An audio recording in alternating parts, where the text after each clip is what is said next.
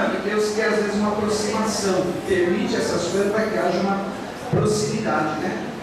Já conquistamos eles. Então, vamos orar abençoando. Senhor, nós desejamos de coração que Tu abençoe aquelas vidas, Pai.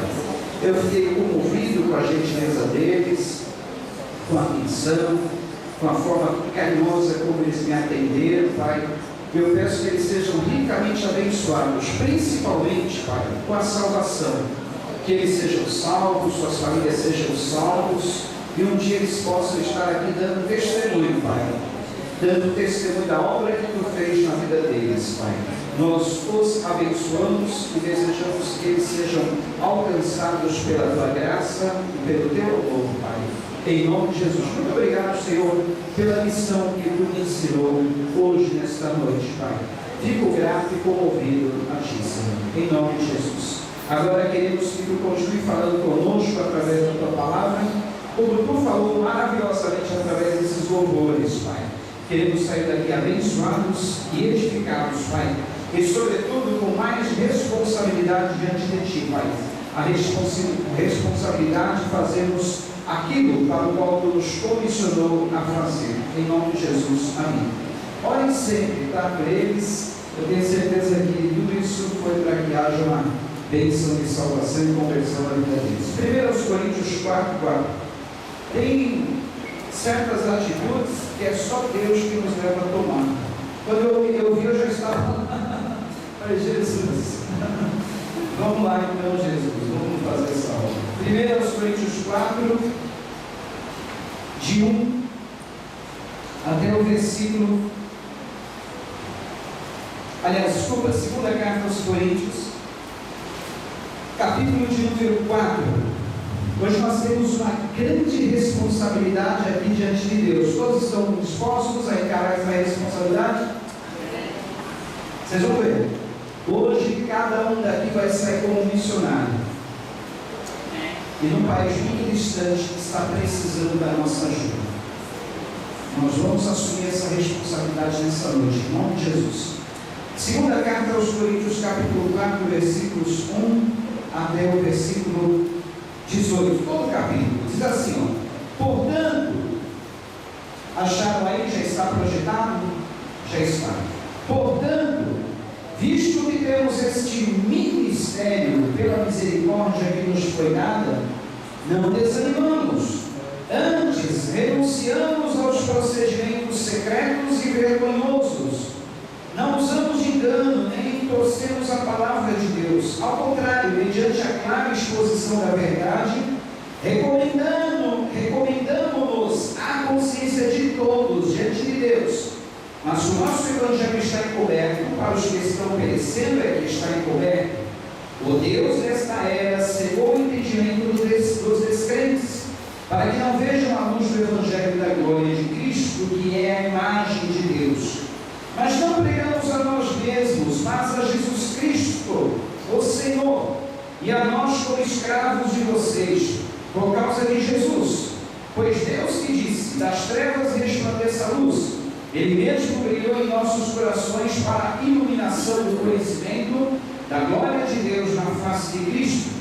Nós temos esse tesouro em vasos de barro, para mostrar que esse poder que a tudo excede provém de Deus e não de nós. De todos os lados somos pressionados, mas não desanimados. Ficamos perplexos, mas não desesperados. Somos perseguidos, mas não abandonados. Abatidos, mas não destruídos. Trazemos sempre nosso corpo morrer de Jesus, para que a vida de Jesus também seja revelada em nosso corpo. Pois nós que estamos vivos, somos sempre entregues à morte por amor a Jesus, para que a sua vida também se manifeste em nosso corpo mortal. De modo que em nós a tua morte, mas em vocês a vida. Está escrito, crie, por isso falei. Com esse mesmo espírito de fé nós também cremos e por isso falamos, porque sabemos que aquele que ressuscitou o Senhor Jesus dentre os mortos, também nos ressuscitará com Jesus e nos apresentará com vocês.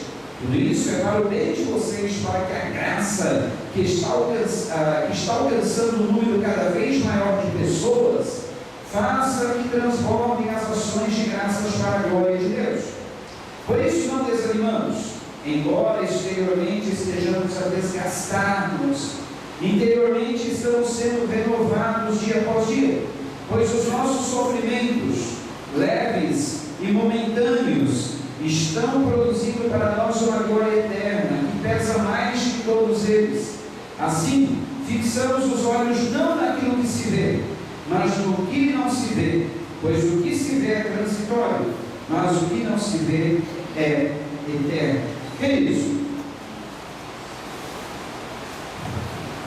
essa semana o assunto mais comentado nas redes sociais, todos nós sabemos, a questão da guerra na Síria, e principalmente as criancinhas que estão sofrendo lá.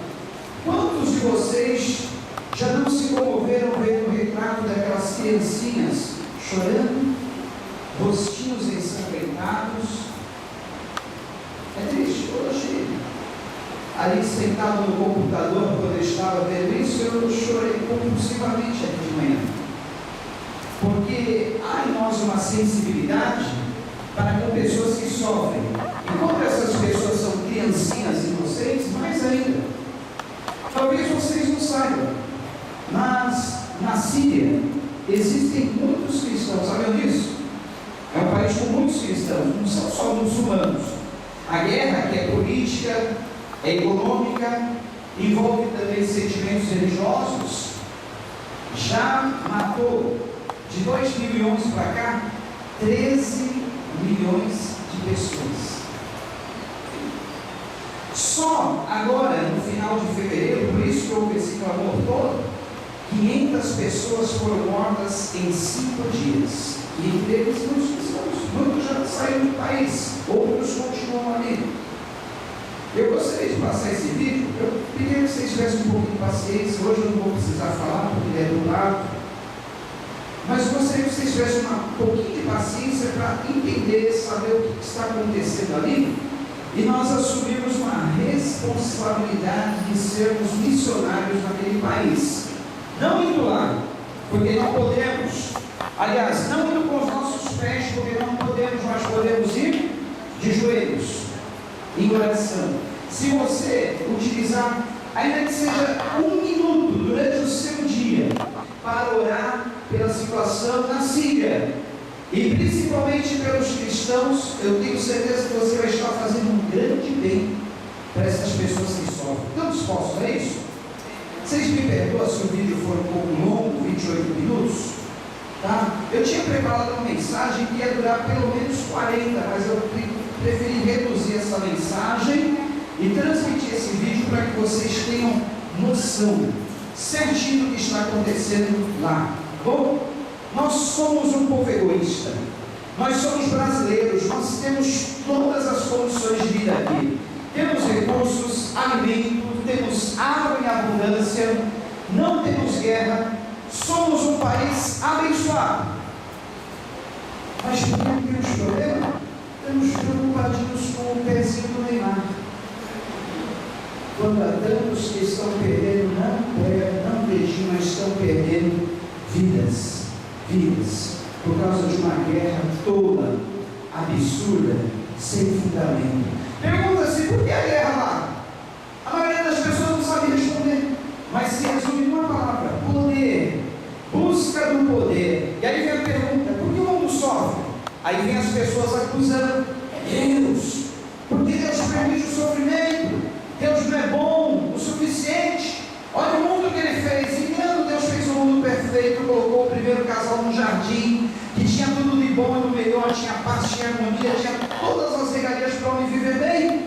E o homem preferiu obedecer ao comando de Satanás. Obedecer ao comando de Satanás passou a ele o governo desse mundo.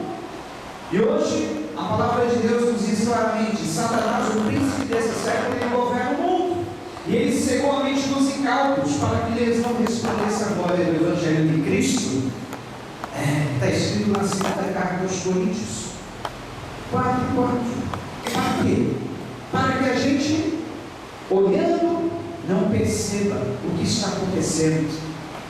O mundo está assim, mas ele cegou a mente dos incautos, para que não vejam, para que se preocupem com as coisas mínimas, para que não vejam aquilo que é desgraça, na economia, na política, nas filosofias, nas ideologias, e assim o mundo caminha de mal a pior.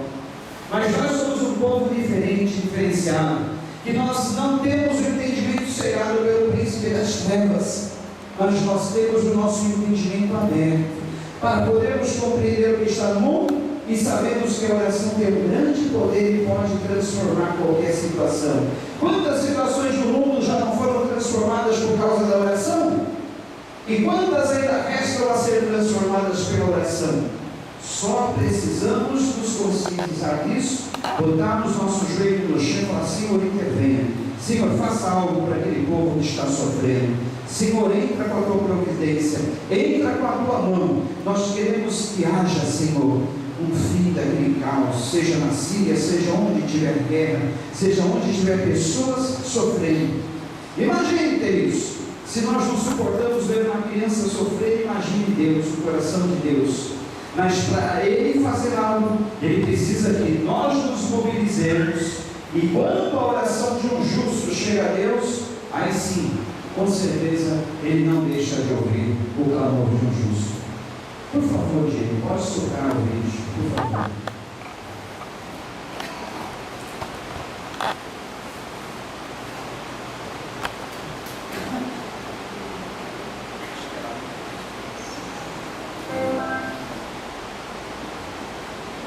Meus caros irmãos e amigos em Cristo, ajuda a igreja que salva.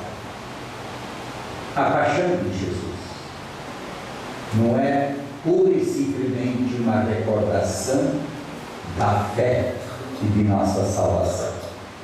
A paixão de Cristo continua uma verdade encarnada e viva em alguns povos, particularmente neste do qual nós vamos falar assim. Há poucos dias tive contato pessoal com o arcebispo de Homs, Dom Armado. Ele trouxe ao vivo a dor do povo, o martírio do povo, o sofrimento do povo, a necessidade do povo e a paixão escondida de Jesus na história. Eu espero que através desse documentário, que traz um pouco da cena da paixão e do martírio de nossa filha, eu e você, estamos irmãos na caminhada daqueles que precisam do nosso amor e da nossa própria vida.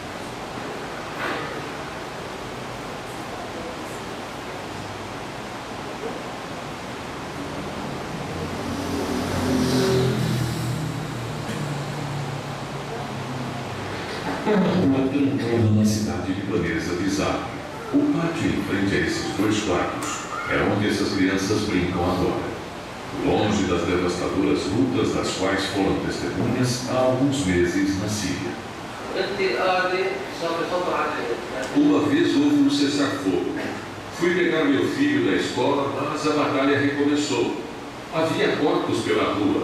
Era impossível voltar para casa. Foi então que decidi abandonar a Síria e levar minha família para um lugar seguro. Desejando permanecer no anonimato, este homem de negócios quer voltar à sua casa e à sua vida normal quando o conflito terminar. Os desenhos feitos pelo seu filho de 7 anos são um depoimento infantil do trágico conflito que desde 2011 transformou a região em um caos. Em março de 2011, diante de todos os protestos antigovernamentais, o partido Bharati, no poder, decidiu convocar seu exército para calar as agitações. O protesto gerou uma violenta rebelião em que as forças do presidente Bashar al-Assad ainda não foram capazes de sufocar totalmente. Desde então, o sanguinário conflito deixou mais de 70 mil vítimas e deslocou milhões de pessoas. O conflito da Síria é complicado e ninguém gostaria de dizer que é uma guerra civil. A oposição quer dizer que é uma luta pela democracia. O governo diz que eles lutam contra o terrorismo porque há muitos atos terroristas lá. A Síria está tendo um papel político muito importante. Rússia, Irã, Arábia Saudita, América, muitos países têm seus próprios interesses nisso. É uma guerra de poder. Infelizmente, devido a essa luta, o pobre povo Sírio está pagando um preço muito alto.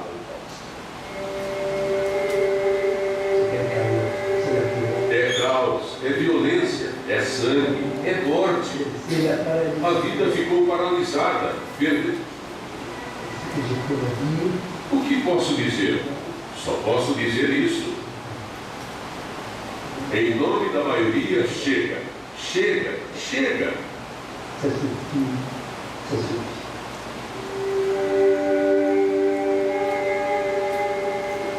Os cristãos estão na Síria desde o século I. Hoje foram deslocados pelos combates ou abandonaram o país desde o início do conflito. Cidades, bairros e feios foram abandonados conforme aumentavam os combates e o terror.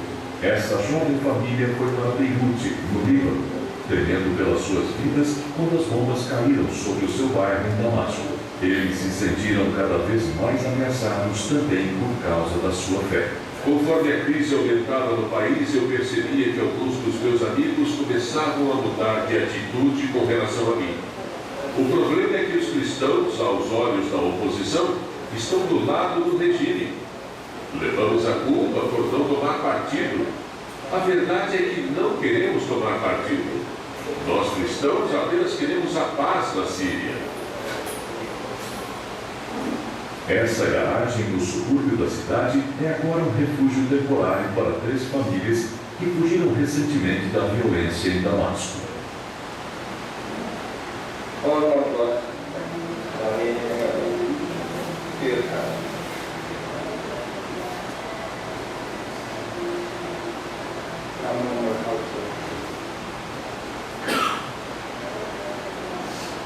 Estas famílias estão entre as milhares que encontraram refúgio temporário em Zara. Muitos refugiados estão se assentando em tendas no vale libanês de Bekaa, onde as condições são difíceis. Fome e desemprego são os fatores com que essas pessoas lutam todos os dias. A diocese local, com o auxílio de organizações internacionais, como ajuda à igreja que sofre, ajuda a enfrentar as necessidades fundamentais da sempre crescente população refugiada. Eles vieram de Alepo, Homs, Ramã, mas especialmente de Homs, e nos últimos tempos de Damasco. Queremos, sobretudo, estar presentes com as pessoas que estão próximas a nós. Buscamos especialmente dar a elas abrigo. Primeiro, escutamos para compreender seu sofrimento, para aliviar sua dor. Depois, nós visitamos o lugar onde vivem, as conhecemos e também as condições em que vivem e determinamos o que podemos oferecer. Alimento, vestuário, tenda. Até agora distribuímos 100 tendas para essas famílias. No inverno, no entanto, é impossível viver ali, porque não chega água. É uma situação difícil.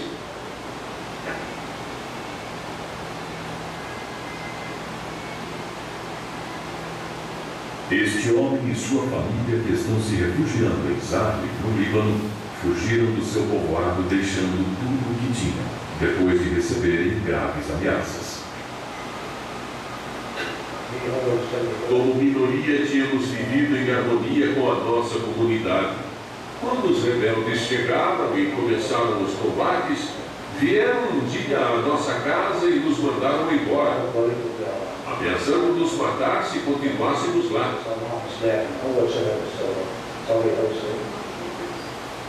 Se você observar Homs, verá a bela tradição dos cristãos. Eles levaram a tradição, a sabedoria, a prosperidade ao lugar e levaram a paz.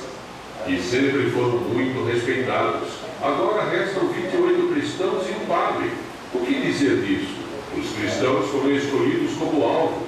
São sequestrados e pedem resgates. Resgates enormes que nunca poderiam ser pagos.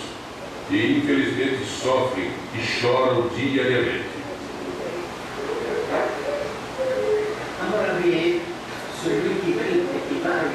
Ao meu ver, as pessoas que fugiram e moram fora do país dificilmente irão voltar. Talvez viriam para visitar parentes, família ou amigos. Para os que começaram de novo e encontraram um emprego, é difícil voltar. No entanto, minha esperança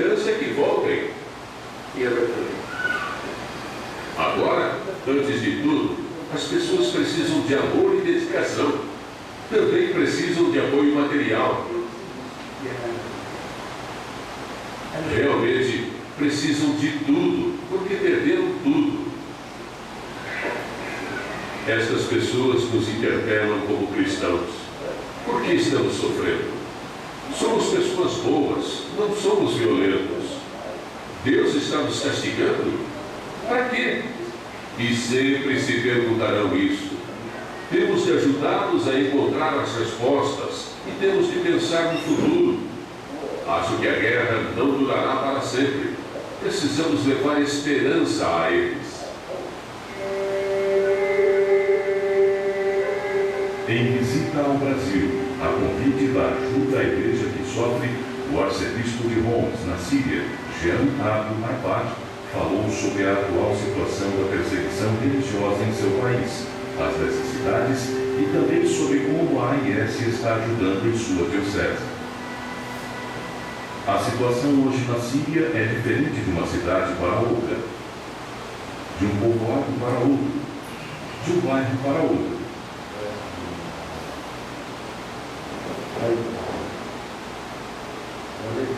Porém, tem lugares em que a situação mudou de 2012 até os dias de hoje, pois o exército conseguiu libertar muitas cidades das mãos dos rebeldes extremistas. E hoje, essas cidades se encontram pacíficas e habitadas. Fomos surpreendidos pelo avanço do grupo Estado Islâmico no norte e leste da Síria, onde eles entraram em alguns lugares cristãos, sequestraram 200 pessoas e mandaram o resto da população para outros lugares mais tranquilos, como, por exemplo, Al-Hasakah. 70% da população hoje vive em situação de pobreza, por falta da oportunidade de trabalho, pois destruíram a maior parte das fábricas do país e das lojas do comércio local. Por isso, hoje, a população vive a pobreza. A maioria das cidades cristãs e muçulmanas vivem das plantações. 23% da população da Síria são agricultores. E esse setor foi muito prejudicado. Os terroristas cortaram as árvores e depredaram as plantações. A maioria dos médicos especialistas deixaram o país em busca de vida segura. Falta de remédios. O povo está vivendo na miséria e sofre de doenças e necessita de medicamentos, especialmente os diabéticos, os que têm câncer. Os idosos têm urgência para comprar os seus remédios. As crianças que vivenciaram a guerra apresentam problemas psíquicos e precisam do suporte psicológico. Precisam se recuperar dos traumas de guerra. Psicologicamente e cientificamente, a dor passa. Mas a cicatriz fica ali. Porém, o ser humano supera isso. Psicólogos e psiquiatras podem aliviar as dores das crianças. Segundo ponto, nós, como pastores, deveríamos criar atividades culturais e momentos de lazer para que as crianças esqueçam da guerra e tirem das suas cabeças as lembranças dos tiroteios e das vozes de terror. A mais importante ajuda hoje para mais de 3 milhões de crianças na Síria é construir escolas. Não temos escolas. A maioria das escolas foi destruída ou se tornaram abrigos de famílias refugiadas.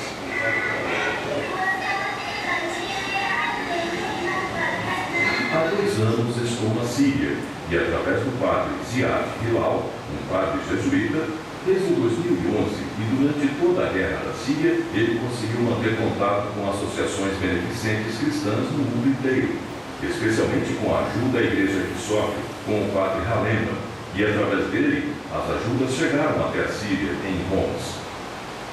Quando tomei posse na minha diocese, comecei a trabalhar com esse padre e mais tarde escrevi para o padre Halema, e então ajudaram a minha diocese.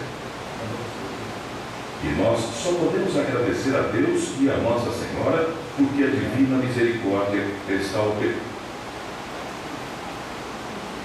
Desculpa, gente, essa parte. Volta.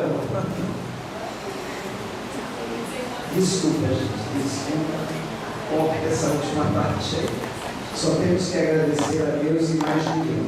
É que o vídeo, vocês viram que é por uma igreja, filmado por uma igreja católica, e fala do trabalho de alguns padres, bispos ali. Mas eu quis passar essa parte, eu até fiquei ali perto para acordar, caso eu sabia que ia surgir alguma coisa. Mas, como eles estiveram recentemente lá, fiz questão de colocar esse vídeo que é bem atual e fala bem daquilo que está acontecendo. Tirando essa parte, gente, vocês deletem aí da mente de vocês, né? Toda honra, toda glória seja somente a Deus, né? A Jesus Cristo. Não tem outro que possa fazer alguma coisa por nós, pelas crianças daquele país, pelos cristãos que sofrem. Só Jesus Cristo, só Jesus Cristo. Perdoe, perdoe, perdoe. E agora nós vamos levantar um clamor muito forte para esse povo. Vamos pedir que Deus esteja transformando aquela situação. Vamos pedir que Deus esteja mudando esse quadro. Que possa ali haver uma paz, que só um milagre. Outro erro que eu cometi, eu falei que